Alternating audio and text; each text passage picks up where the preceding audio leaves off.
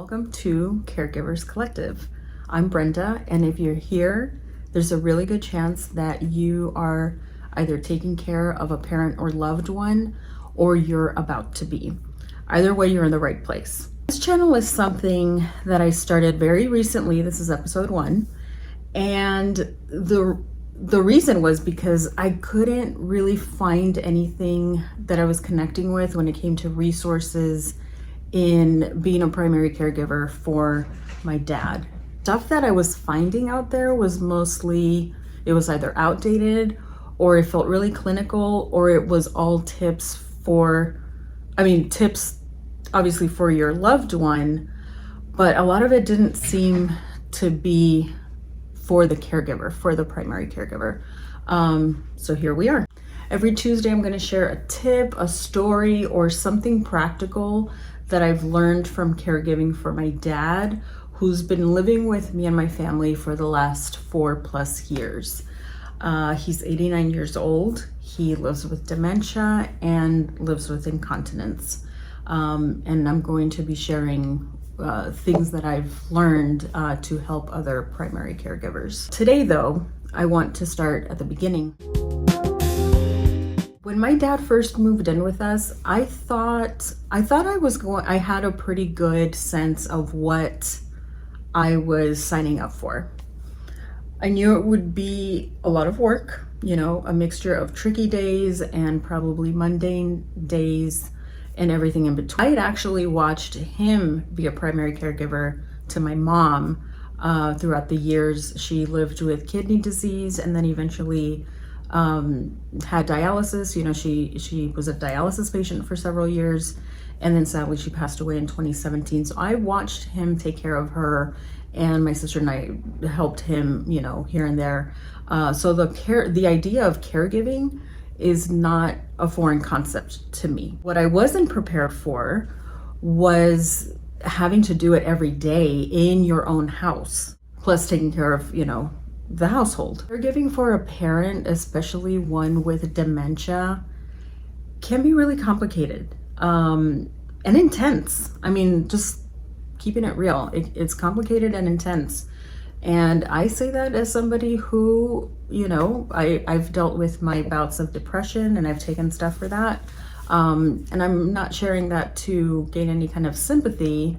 I just think it's important to be transparent, and it's important to say that it's hard. Okay, we just have to be able to say that out loud. It's hard. And on top of the stuff that, you're having to take care of for them, you're just watching them decline. He's 89, and little by little he's declining, he's slowing down. And sometimes it's not even, about age, right? I know lots of us are caregivers for just anyone who needs extra help, to live their daily life. For the parent part, you're seeing this person who raised you, who, had a whole career and a whole job and, supported a family, just kind of slowly, not disappear, but like fade. It sucks and it's sad. A little bit about my dad. He's pretty mild-mannered, very quiet, and that his personality hasn't changed a whole lot. But there's obviously moments of confusion, certain kind of fidgety, kind of repetitive things, forgetfulness.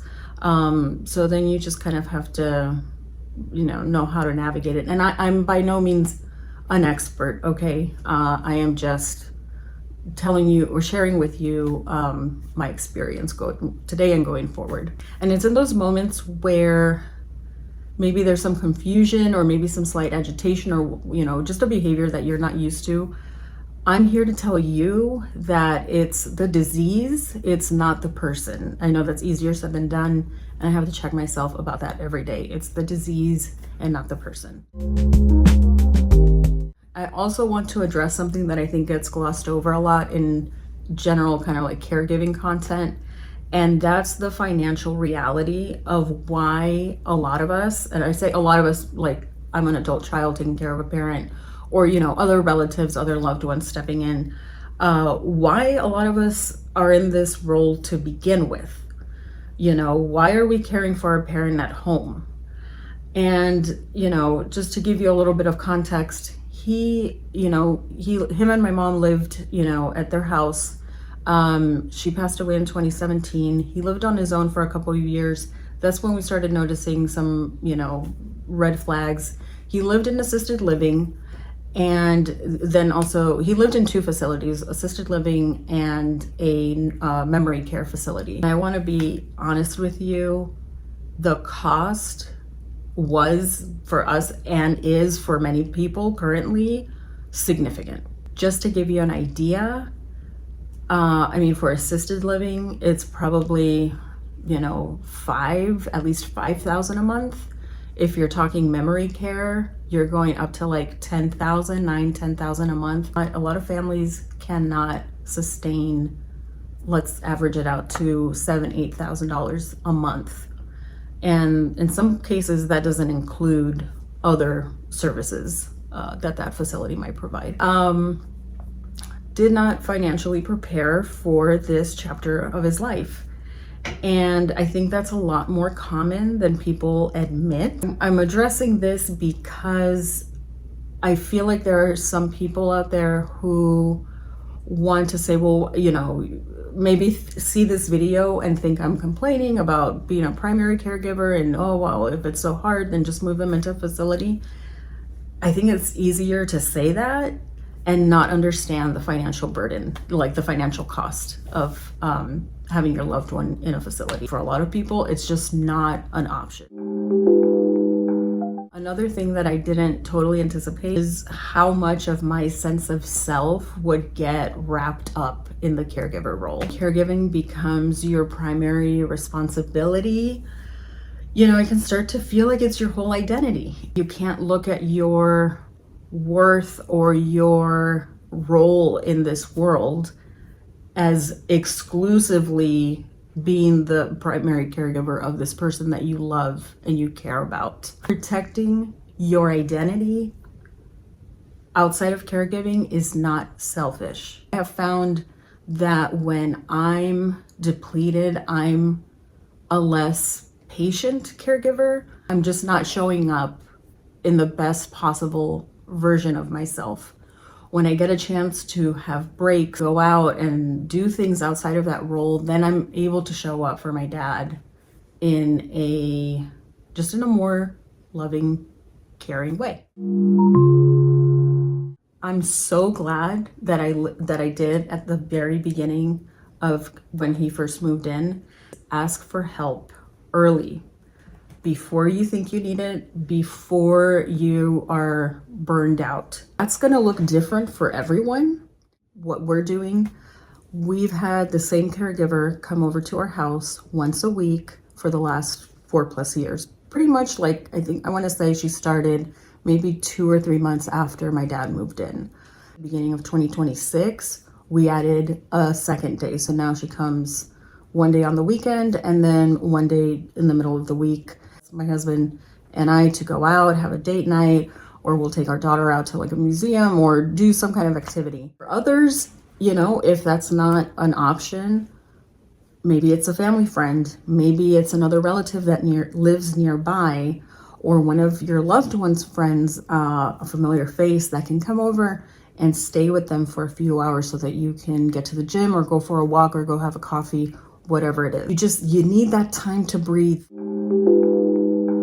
I'm going to be sharing a lot more on this channel, tips on being a primary caregiver, dementia, incontinence care, what it looks like day in and day out, caregiver mental health, which is kind of something we touched on briefly, and kind of navigating the financial side of things. Just honest stories, like my lived experience with you, because I don't want anyone to feel alone in this role. It's being a primary caregiver can be very lonely, and there's no reason to feel lonely. There are millions of other people doing the same thing that you are, and I'm one of them.